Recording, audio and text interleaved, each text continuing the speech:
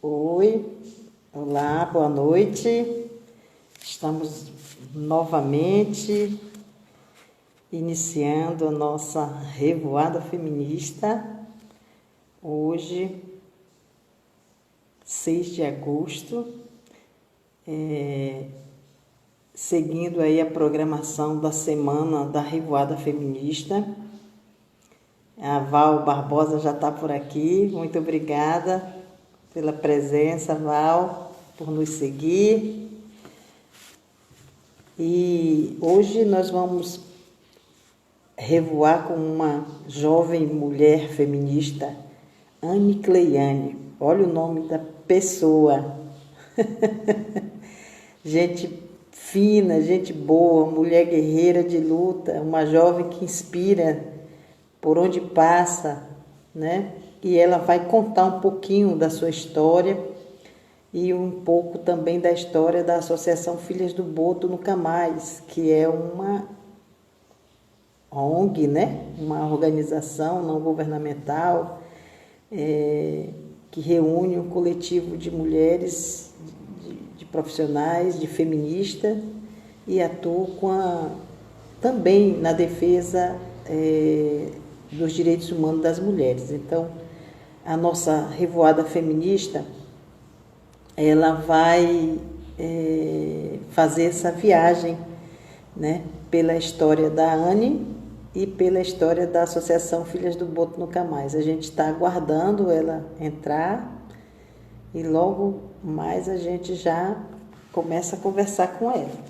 Eu quero agradecer todo mundo aí que está entrando, nos visitando, nos seguindo, nos assistindo.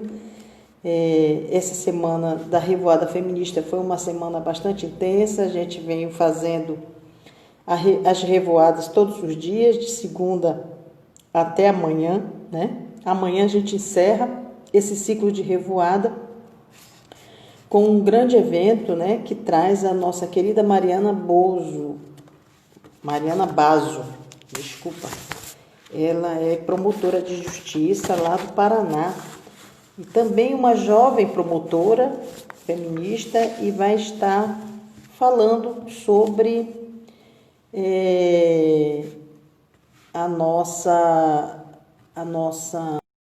na verdade, crimes contra as mulheres e a atualização da legislação. E junto com ela vai estar... Oi! Olá! Olha aí, ó, estou dizendo, Aqui. poderosa, maravilhosa. Com as tranças caindo, tenho que trocar já as tranças, Olha mas aí. estamos nas atividades. Como você tá? Estou procurando minha árvore daqui atrás, que não quer aparecer. Achei minha árvore. Acha ela aí, que eu vou Achei ela. continuar aqui o que eu estava Por favor, falando da sim, sim. atividade de amanhã, né? Que vai Com a trazer promotora, sim, sim. a nossa querida promotora Mariana Basso.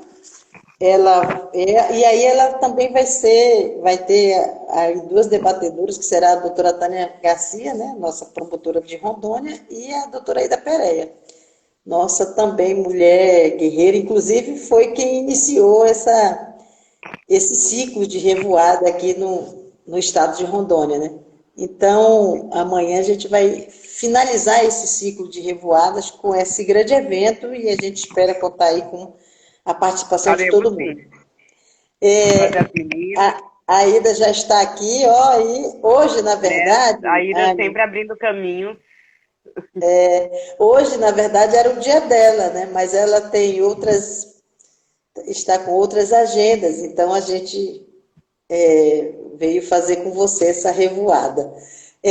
Anne, na verdade, eu quero primeiro agradecer pelo aceite do convite. A gente já estava agendando várias outras mulheres, você já estava na nossa lista de revoada feminista, e É uma honra estar com vocês. Vocês que são referências pra gente que está chegando agora.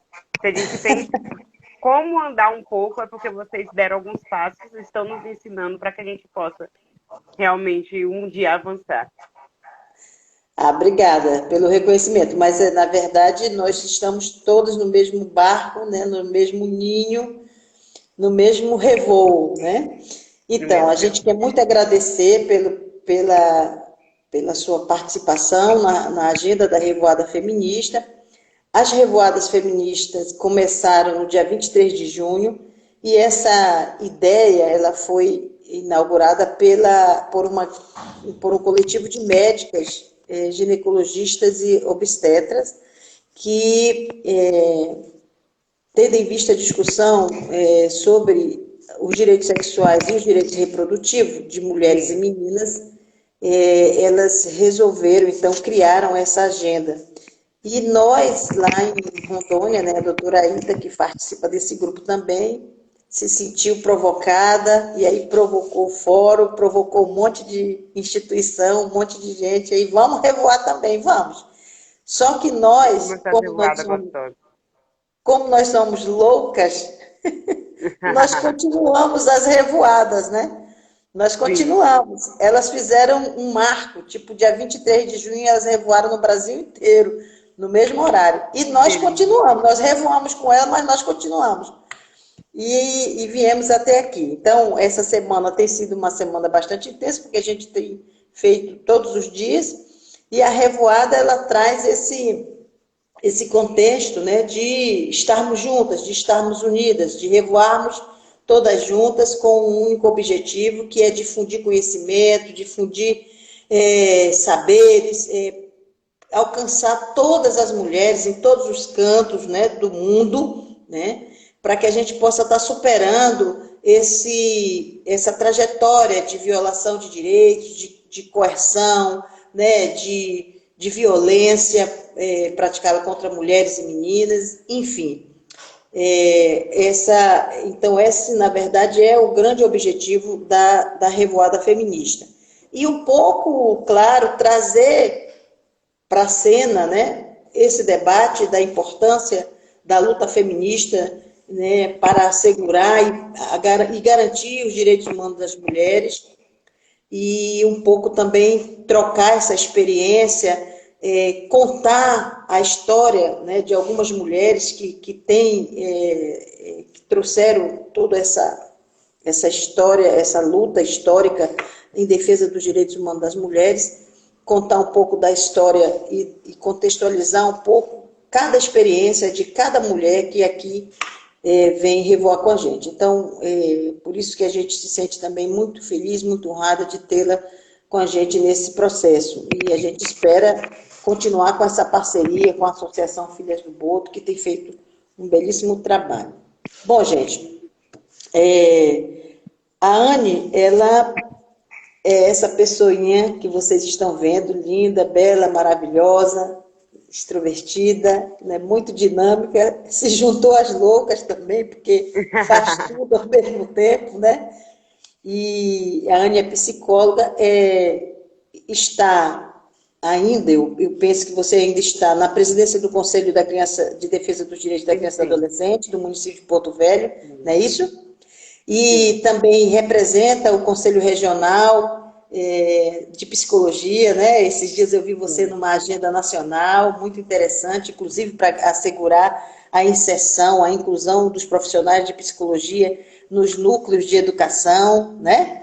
Parece-me que tinha essa agenda lá, depois você pode também falar sobre isso, se quiser, ficar à vontade. Então, a Anne faz parte da associação Filhas do Boto Nunca Mais, né? E que tem uma história impressionante, intrigante, das mulheres, né, da vida e do cotidiano ribeirinho, né, mais conhecido como do povo beiradeiro. Então, a Anne vai trazer para nós um pouco dessa história da associação e como que ela se entregou e integrou nesse contexto, né, de luta aí das mulheres. Anne, então, você pode se apresentar. Eu quero dizer aqui, ó, que a Ida está falando que é amor revoar com tantas mulheres fortes e solidárias. A gente está aqui com muita gente, a Marlene, o pessoal da sua rede também está aqui, que eu estou tentando ver. Então, muito obrigado, gente. A Leila está aqui, A Val, muito, a Joana, eu acho, Joaina, está aqui também. Muito obrigada pela presença. Vamos revoando. Vamos Anne, é com revoando. você. Boa noite a todas e a todos. Beijo para as meninas da associação que estão aí, estão mandando coraçãozinho. Gratidão por estar conosco. Em primeiro lugar, eu quero agradecer mesmo, Benel, o convite, porque é um lisonjeio para mim, como eu falei. É uma honra, porque nós que estamos chegando, nós estamos aprendendo, nós estamos aqui para aprender. E também, hoje eu estou ocupando um espaço que eu vi mulheres maravilhosas, fabulosas, ocupando nessa toda a revoada que vocês fizeram, que foram sempre nomes lindos, mulheres que eu admiro, mulheres que inspiram. Então, parabéns mesmo por esse projeto, por todas essas revoadas, porque todos os temas abordados são muito importantes e muitas mulheres que inspiram outras mulheres esteve nesse espaço que vocês estão abrindo. E eu sou Anne Cleiane, hoje sou formada em psicologia, sou psicóloga, sou neuropsicóloga de especialização. Atuei alguns anos na clínica, mas a psicologia social me encantou. A psicologia social me seduziu. E com a psicologia social eu resolvi ir para outros rumos, que foi o rumo de política pública e o da própria militância mesmo. Então, através do Conselho Regional de Psicologia, eu comecei a ocupar o Conselho da Criança e do Adolescente há 4 anos atrás e tive a honra de representar meus colegas nesses 1 ano e meio que estive presidente. Não, é minha última semana de presidente, mas porque novos ares é importante e novas pessoas também discutindo os assuntos também é importante. Né? A alternância de poder é uma coisa muito importante. Então, estou me despedindo, nós estamos fazendo a eleição para as novas entidades da sociedade civil, mas me despeço como presidente, mas continuarei contribuindo com o conselho. E também hoje estou presidente da Comissão de Direitos Humanos a primeira Comissão de Direitos Humanos, inclusive, do CRP 24, que é o Conselho Regional de Psicologia, que representa Acre e Rondônia.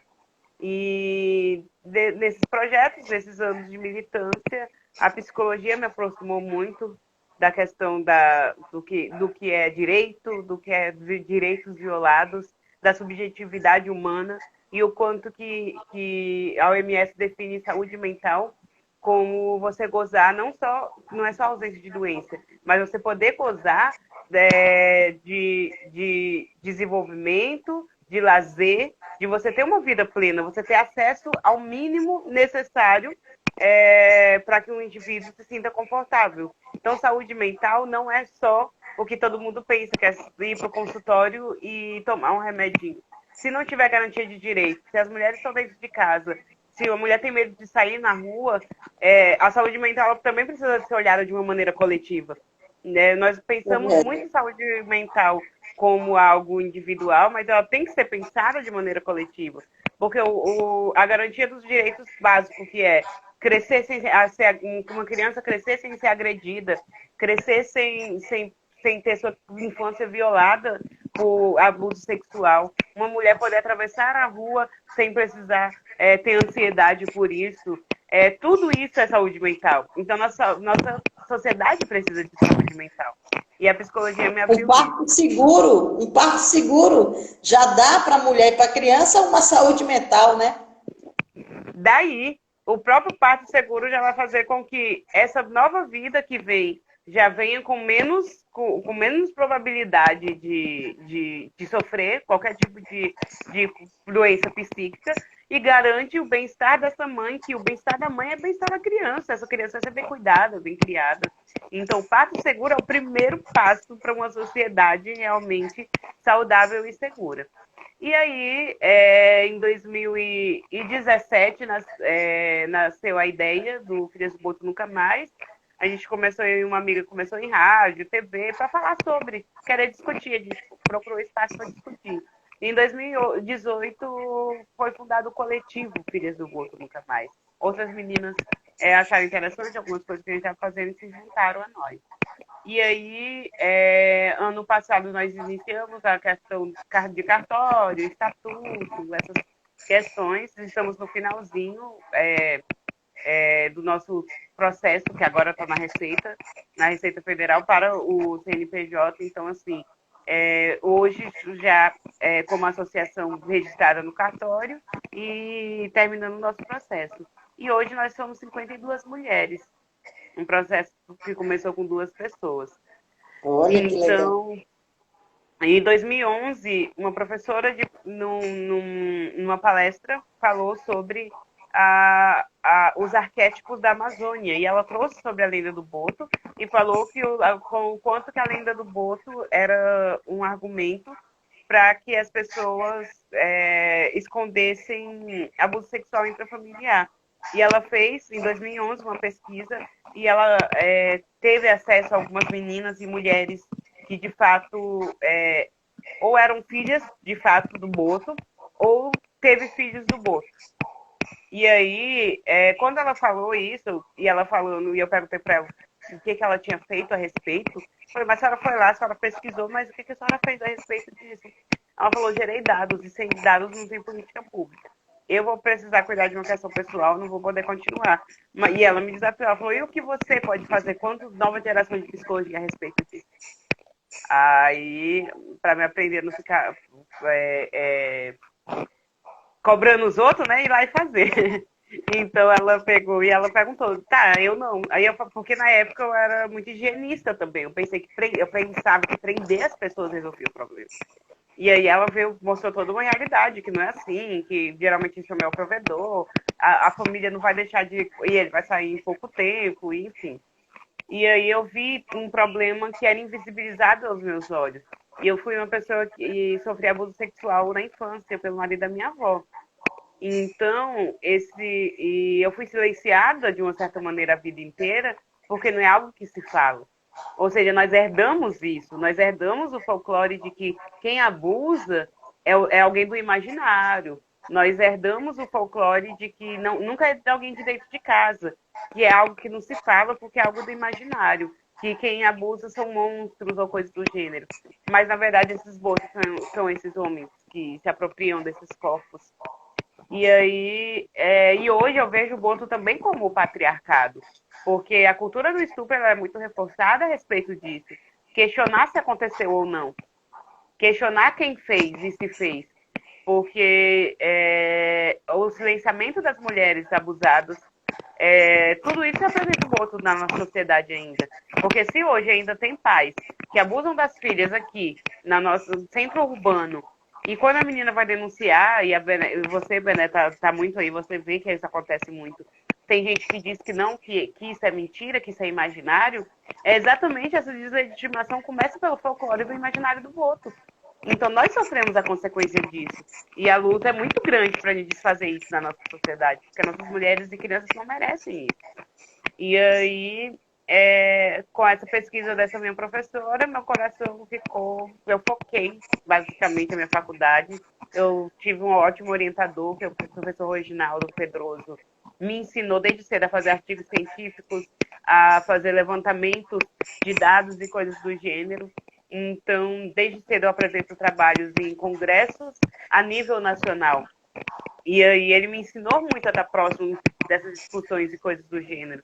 E eu resolvi que eu ia construir. E ele me ensinou uma coisa, que eu tinha que construir meu currículo na faculdade. Que quando eu saísse da faculdade, eu já precisaria de uma profissão. Não era eu sair da faculdade e construir o currículo. E eu pensei, eu quero trabalhar com mulheres. Então, na clínica, eu atendia mulheres. Eu atendi uma mulher de 52 anos que chegou com a demanda de que ela tinha na infância, ela chegou com uma demanda porque ela estava com umas crenças limitantes que estavam fazendo ela mal. E aí, a situação, quando foi explorar a situação de fato, ela, com 12 anos, foi dada em casamento para um homem que tinha matado sua ex-esposa, e ela foi trocada por 12 hectares de macaxeira.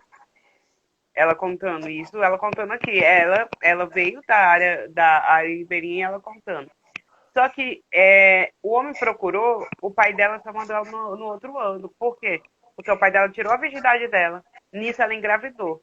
E o filho dela é criado como irmão dela. E ela teve o tal do filho do Boto, porque ninguém falava nada.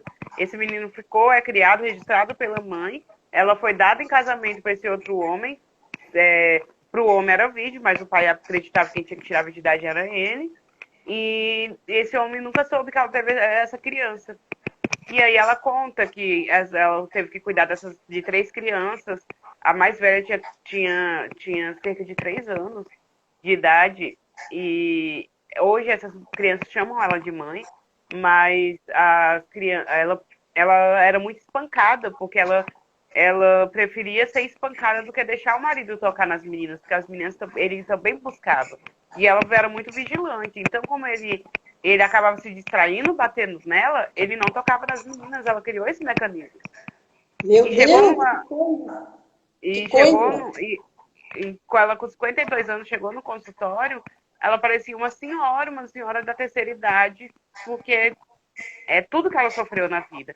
E esse homem sofreu um AVC e esses filhos falou para a mãe que o psicológico dessa mulher era tão quebrado, que ele não conseguia andar. E ela se abaixava na cama para ele bater nela. Ele mandava ela ir se abaixar, se ajoelhar, e ela se abaixava para que ele pudesse bater nela. E foi quando os filhos procuraram levar ela num psicólogo por isso. E aí ele xingava, ela falou, não, eu faço logo, porque senão ela vai ficar gritando. Ele vai ficar gritando comigo, então eu faço logo, porque eu tenho pai, ele faz. Então, assim, aqueles gatilhos, todas essas situações.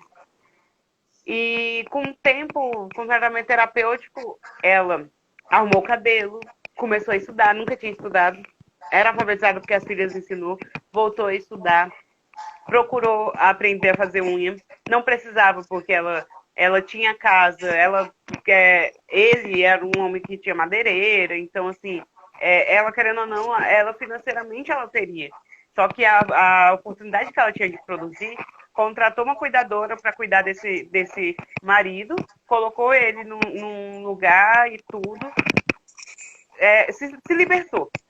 Colocou ele na casa, né? Então teve o lugar dele, fez o jardim de inverno para que ele possa, na cadeira de roda, ter onde acesso e tudo, não ficar tão trancado. Ela reinventou a vida dela, mas ela precisou ir lá e visitar aqueles abusos que ela viveu, tanto do pai quanto desse. E ela é uma mulher que chegou na clínica. Mas quantas mulheres que não têm a oportunidade de ressignificar isso ainda? Porque ele sabe que saúde mental é luxo. Hoje não deveria ser para todos. Mas o nosso município, o nosso estado, ele tem uma defasagem de psicólogos, de assistentes sociais, de pedagogos, que são pessoas que estão aí para cuidar da saúde mental. Então, assim, a defasagem é muito grande.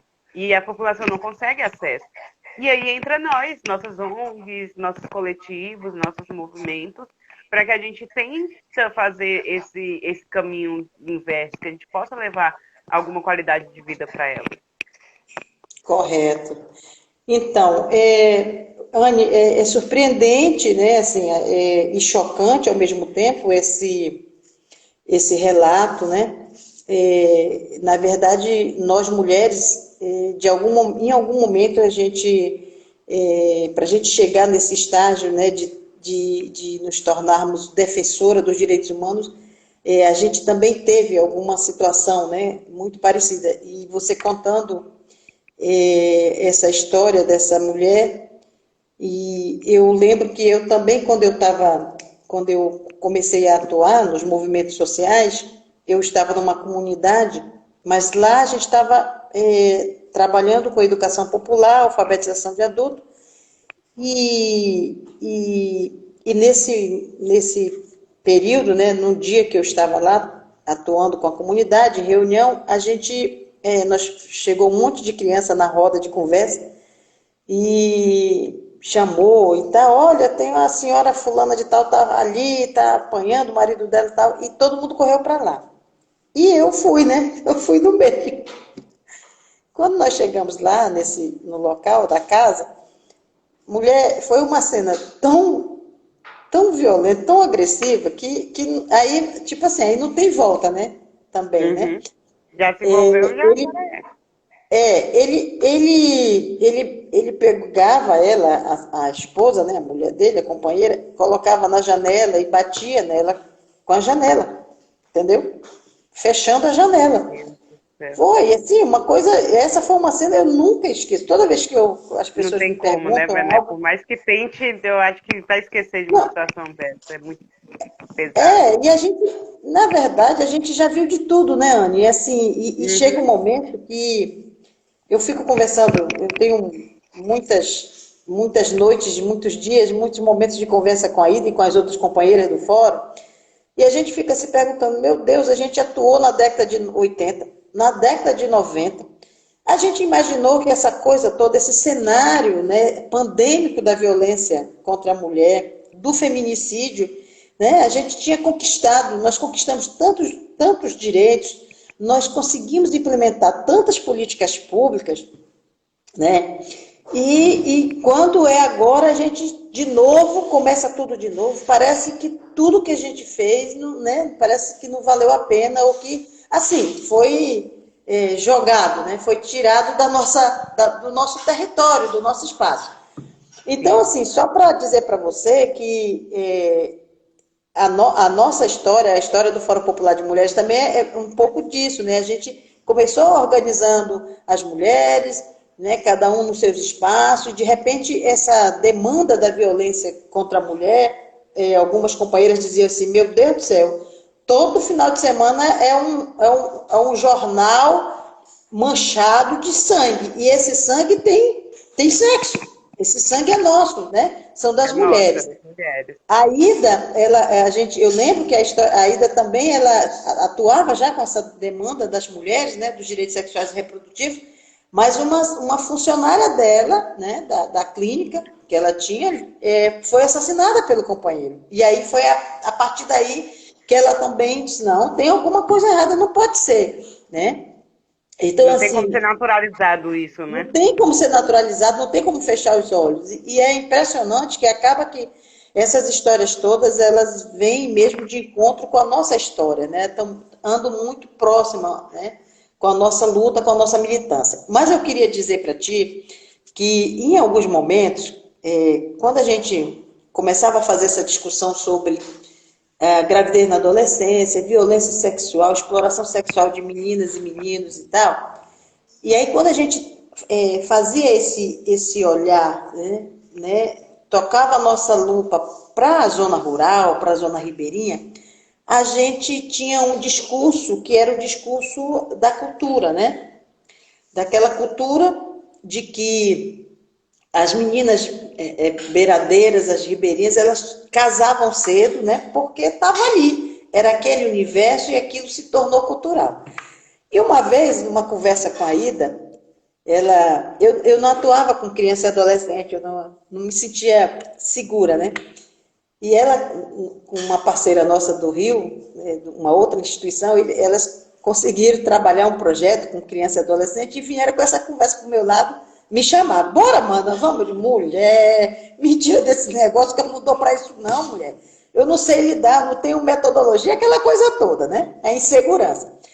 Aí eu disse assim, e o que vocês vão ficar mexendo com essa situação, menina?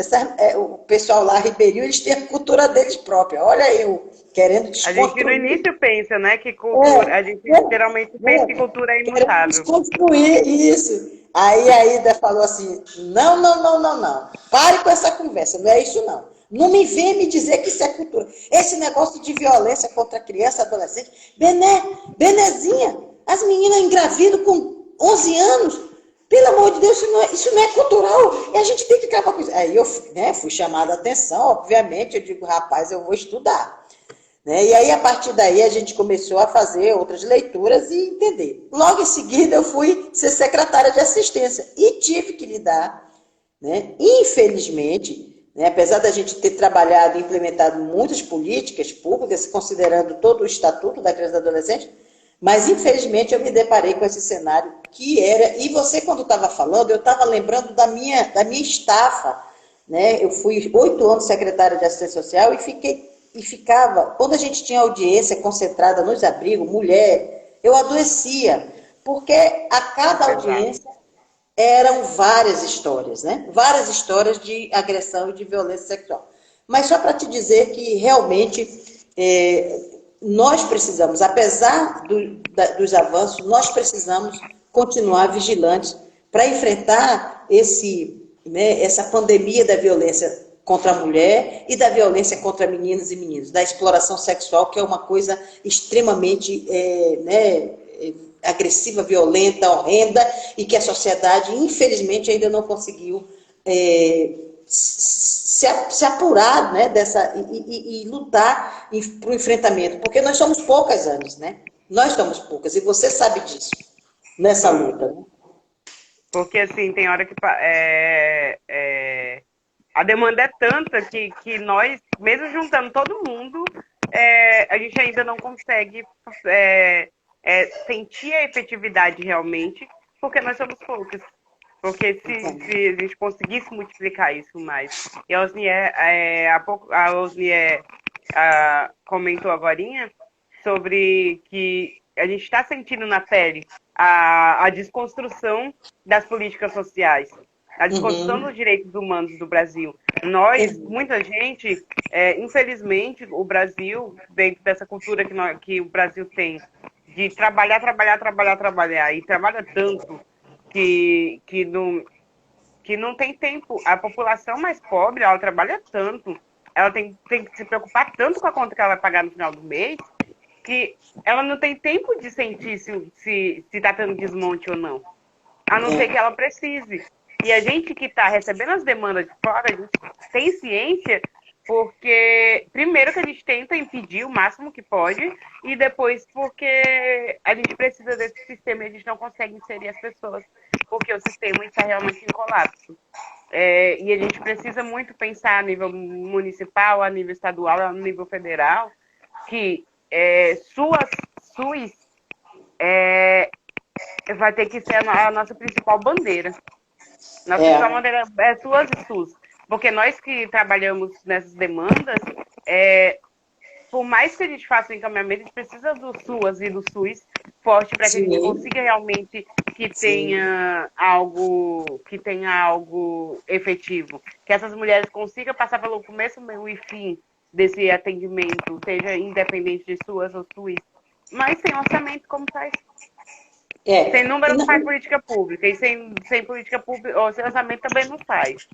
Eu fui numa reunião, Bené, e foi muito triste aquela reunião, mas eu fui numa reunião que a Simaia do Observatório, Sumaia, eu não sei se estava na reunião, mas ela apresentava uns dados referente ao abuso sexual infantil, e ela está falando que existe já um questionário há anos, né, que era para a gente estar usando para preencher essas questões. E aí, um senhor que deveria ser alguém que defende direito, porque ele está em um mandato hoje, ele falou que a gente tem que aprender a fazer as coisas sem ficar pedindo orçamento. Ele falou, mas vocês têm que arrumar um meio de fazer isso tudo, vocês ficam pedindo orçamento. Sempre tem um jeito de fazer as coisas sem orçamento. Esse homem, ele quase que cai lá de cima, sabe? Com as mulheres em volta. Porque a gente vê copado, a gente falou assim, meu Deus, como que alguém que ocupa uma cadeira, que está num cargo público, tem coragem de olhar para a galera que está cansada, que está ralando todos os dias para garantir direito, e falar que a gente tem que aprender a fazer as coisas sem dinheiro. A gente já faz as coisas sem dinheiro, mas eles precisam de dinheiro para eles fazerem na ponta também.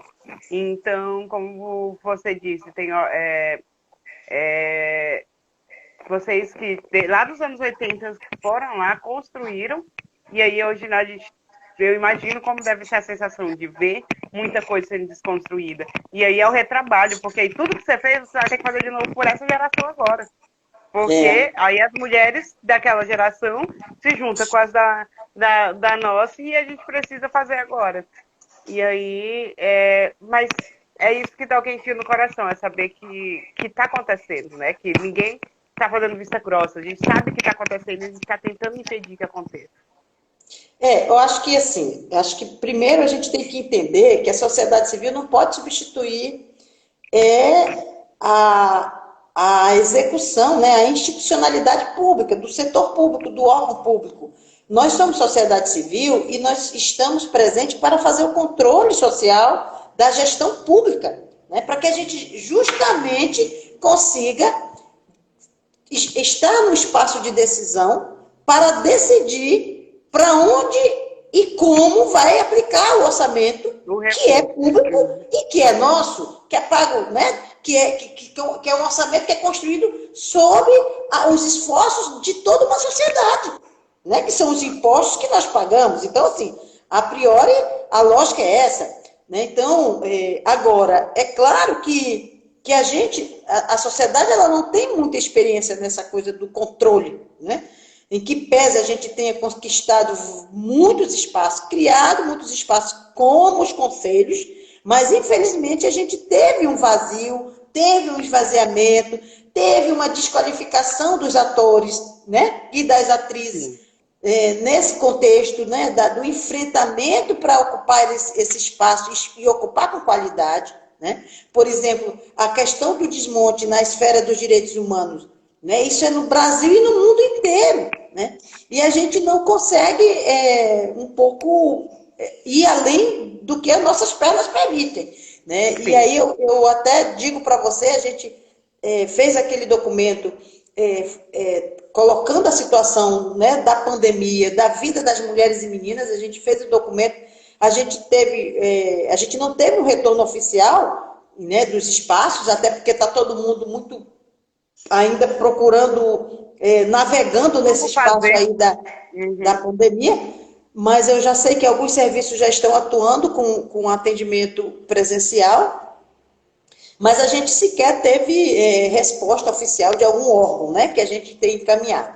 Então, para você ver. Exatamente. Como que... Não pararam nem para responder à sociedade civil sobre algo que estava nos incomodando. Incomodando não, sobre algo que a gente está aqui para fiscalizar. E, por outro lado, eu trago essa discussão desse documento, Anny, porque, na verdade, não era o fórum e as entidades que teriam que, né, como a Associação Filha do Boto, que teriam que ter tomado a iniciativa. Os conselhos estão aí para isso. Na verdade, o papel dos conselhos é esse. Né? E aí, cadê as políticas públicas de enfrentamento à violência contra mulheres e meninas na época da pandemia? Né? Cadê a questão da saúde? Né? Então, quer dizer, agora a gente vai. Agora eu vou entrar numa questão polêmica, porque senão não era eu. É uma situação delicada. Pode terminar, desculpa. Então, assim, a gente precisa compreender, fazer essa discussão, a gente precisa, de novo, rearticular a sociedade civil para estar melhorando, estar ampliando e estar qualificando a nossa narrativa e a nossa intervenção. Não dá para a gente ficar de doação de cesta básica, de máscara, de material, não é esse o papel da sociedade civil. Não é nosso papel, isso não é ajuda. Importante para uma emergência, isso é importante para uma emergência.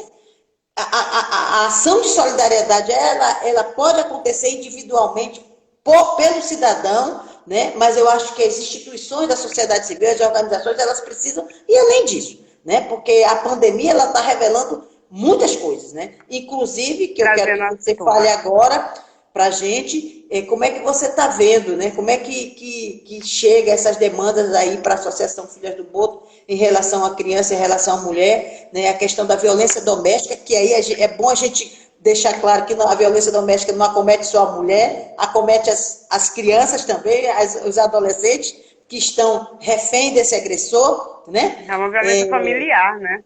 Exatamente, uma violência familiar.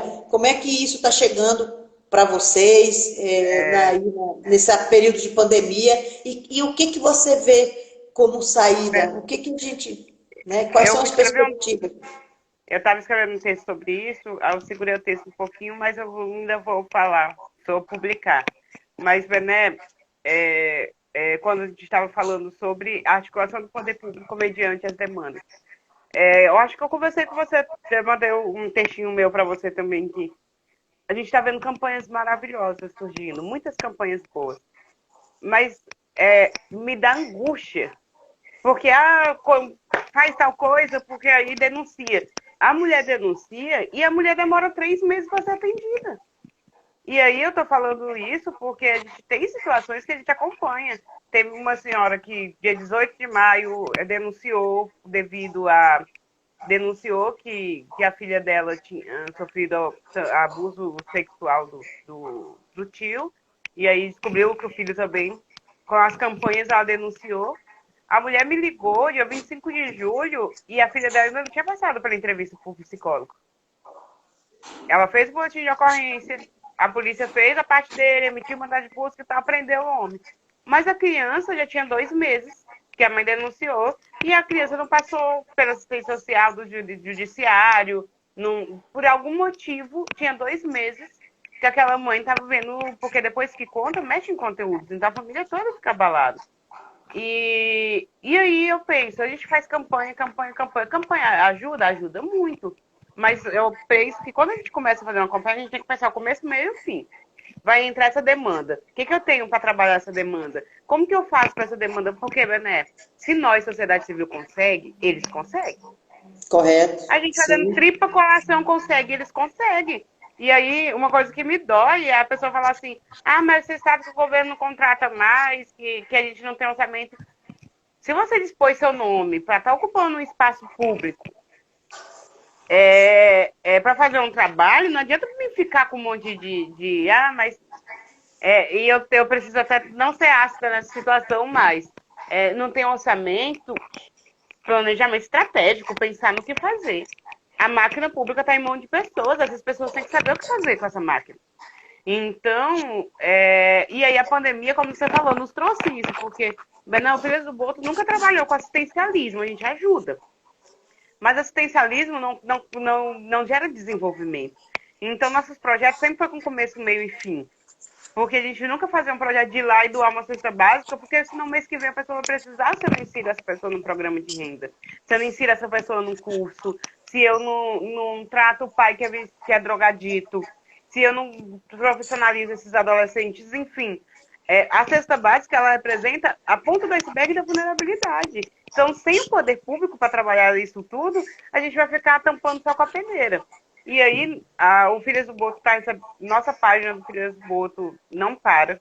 A gente está cheio de administradora, porque muita gente procurando. Olha, minha mãe está sofrendo abuso do meu padrasto, onde eu procuro. Olha, na época do 18 de maio, com a campanha, muita gente procurando para falar sobre abuso. E assim, Bené, eu vejo que ali é um momento que elas falam e tal. Geralmente conversam-se muito e não todas têm coragem de denunciar. Mas elas precisam conversar sobre. E, então, assim, só que elas podendo conversar sobre já é um passo para que no futuro elas denunciem. Uma hora denuncia. E aí, você viu meu desespero, que tem hora que eu olho assim e falo, gente, a gente está no meio do caos. É um caos, assim, de uma maneira, as mulheres sendo espancadas 24 horas, as crianças sendo espancadas, e as pessoas agora começando a ficar com fome, e as outras pessoas não entendendo que tem que ficar em casa. E essas mulheres, essas crianças precisando estar junto com seus abusadores, aumenta de fato.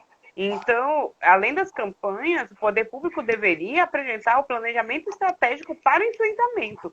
Não, tem esses números, tá. Esses números atendem em que horários, com que efetividade, depois da mulher ligar, quanto tempo que a mulher precisa para o atendimento, porque não adianta fazer campanha bonita se não tiver como absorver essa demanda depois. Porque aí essa mulher é violada 2 vezes. Ela é violada institucionalmente e ela é violada pelo agressor. Então, assim, é necessário todas as campanhas. Não é que não é para fazer campanha, ao contrário. Manter as campanhas, fazer todas as campanhas, mas pensar no planejamento estratégico para o pós-campanha, para essas mulheres que entrar. As duas coisas têm que andar de lado, não adianta só dispor números. Se não dispõe de um mecanismo de atendimento que vá acolher e fazer com que essas mulheres saiam dessa vulnerabilidade. E a pandemia ficou assim, nós, em parceria com a CUFA, em parceria com as Maron, em parceria com uma associação da Igreja Adventista também, nós já ajudamos, em termos de assistencialismo, mais de 1.500 mulheres nessa pandemia, o Filhas do Boto, entregando cesta básica, entregando um ticket de alimentação de R$ 120, entregando álcool em gel. A Natura fez uma doação também de alguns álcool em gel. A gente trocou máscaras por leite, por absorvente e por fralda descartável também, porque a gente estava levando a cesta básica e tinha mulher que chegava e falava assim, nossa, que bom, tem farinha de trigo, dá para me fazer um mingau pro meu filho com essa farinha de trigo, uma criança. Então, assim, a gente está fazendo campanhas, e aí a gente também agora fez a feira Manos Unidas, porque aí nós temos a Patrícia, que ela é especialista em marketing, ela é profissional dessa área, que é a nossa comunicadora social, do cargo da nossa diretoria da comunicação social. E aí tem mais 6 meninos que dão todo um suporte, porque tem muitas mulheres que tinham um talentozinho guardado e não sabia como usá-lo. Ou já tinha seus produtos, mas usava só o seu Facebook e tal, mais indicação. Então elas fazem a arte para essas mulheres, mostra como montar a foto bonitinha, e aí a gente vende na Manos Unidas. Muitas dessas mulheres não sabiam nem como contratar o motoboy para fazer entrega dos Do produtos delas. produto. Elas não sabiam, por exemplo, precificar o motoboy. Então, assim, começou com uma plataforma digital, depois da pandemia, aí agora a gente já tem a Ana que está dando curso para a maioria delas para ver a questão da MEI, e aí e depois disso nós vamos fazer palestras, cuidar da saúde mental dessas mulheres que são empreendedoras, para que elas consigam realmente desmanchar nas ventas delas. E as ventas estão saindo. Uma vez teve uma senhora assim, poxa, eu vendo bolo, ela vendia algum produto derivado de castanha. Ela falou, quando eu tiver dinheiro para comprar a castanha, eu vou querer me inscrever. A gente fez a vaquinha, comprou a castanha para ela. Com o dinheiro que ela recebeu da primeira castanha, ela continuou e ela está vendendo as coisinhas dela agora e está tendo um retorno financeiro. Então, é isso, a gente precisa pensar nas maneiras de acolher, nas maneiras de fazer com que as coisas aconteçam. Não, então, eu acho que é como eu falei, essa perspectiva, né, da solidariedade, ela tem que existir, mas ela não pode ser um fim, né? Ela não pode ser o objetivo final. É o momento, não é nem a porta de saída, é a porta de entrada da mulher em situação de vulnerabilidade para que ela consiga superar esse processo. Agora, e aí o cuidado é a gente não substituir o papel do Estado, porque a preocupação, que aí você coloca muito bem, a gente faz campanha, todo mundo, sociedade civil, órgãos, né, todo mundo, as instituições públicas fazendo campanha. Mas eu quero saber o seguinte, e a fiscalização desses serviços? Eles estão atendendo, como você coloca, qual é o fluxograma de atendimento dos serviços, gente, que a gente não tem. E aí eu volto para aquele documento que a gente entregou para as instituições, quando a gente aponta algumas saídas, algumas proposições. Olha, a gente não está só aqui dizendo que está ruim, a gente quer construir com vocês uma plataforma de atendimento, né, de serviços, para esse período que possa ser mais ágil, que possa ser mais eficaz.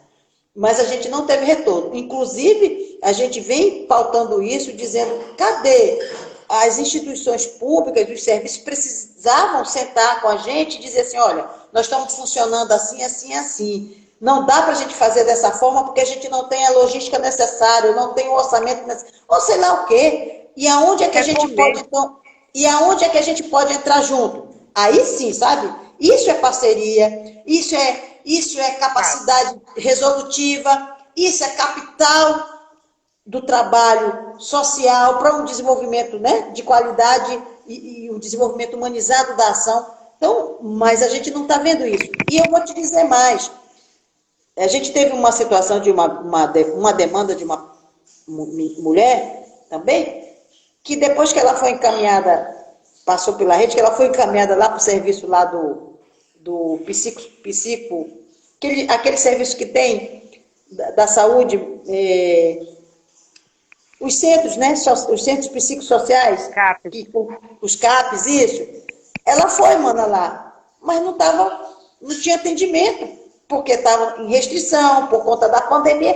Então, me diz, aí eu quero saber quem foi que acompanhou essa mulher pelo serviço público, pela rede, para dizer assim, maninha, tu conseguiu ir até o final, né? Então, assim, essas questões que eu acho que a gente precisava, de fato, trazer para o debate. Mas, Anne, só para te dizer, nós temos ainda aí uns 10 minutinhos. Passa E eu rápido, queria, bate-papo bom. Quando é bom, né? Quando estiver boa. mas eu queria pedir licença para mim falar um pouco da revoada, da importância da revoada, Sim, por mas logo favor. em seguida eu já vou passar para você, que é para você falar um pouco sobre você e o feminismo, rapidamente, como é que você se vê nesse processo e já se Sim. despedir, para a gente não sair correndo, porque esse Instagram é o seguinte, ele para Ele o fecha vídeo e pronto. Pronto. Então eu vou só passar uns recadinhos aqui e já te jogo Certo. para você e você já pode se despedindo, mas eu quero Massa. que você fale sobre você e o feminismo também.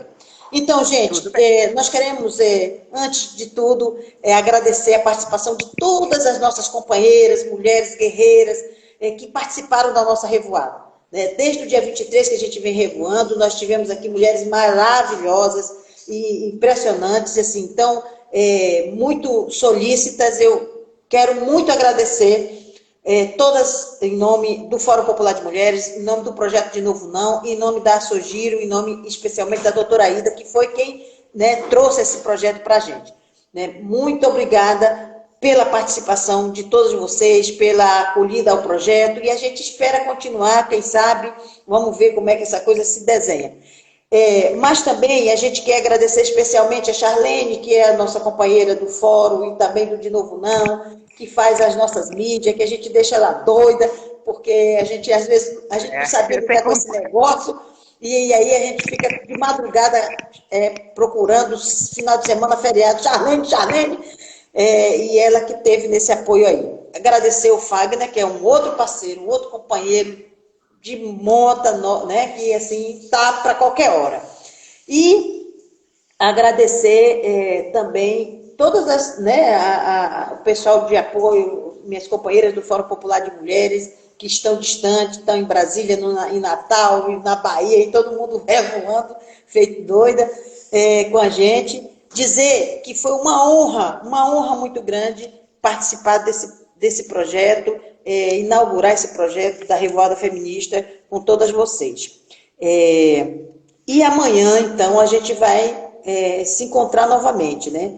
A gente vai se encontrar com a doutora Mariana Basso, a doutora Ida e a doutora Tânia Garcia.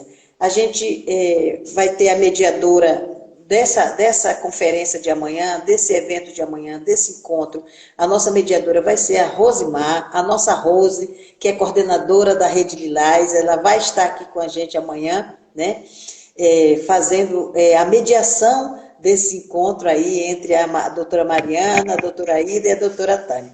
Então, gente, amanhã nós vamos revoar mais cedo, às 19 horas, no horário de Brasília, e às 18, horário de Porto Velho, porque a doutora Mariana vai fazer a sua conferência, né? Nós vamos ouvi-la, e depois a gente vai ter as nossas debatedoras e a participação de todos que estiverem prestigiando essa agenda de amanhã, que é o encerramento do nosso projeto de revoada feminista, desse primeiro ciclo, porque amanhã, a gente sabe, é o dia em que a gente traz aí os 14 anos da Lei Maria da Penha, que é tão importante, né, que foi uma conquista, né, que a gente não tem nem o que dizer, né, a grande conquista nossa, né, das mulheres, do movimento de mulheres e da luta feminista no Brasil, foi a Lei Maria da Penha, por isso que nós existimos, então vale a pena continuar lutando, porque a gente sabe que a gente consegue, sim, mover mundos e fundos, quando a gente se une, quando a gente tem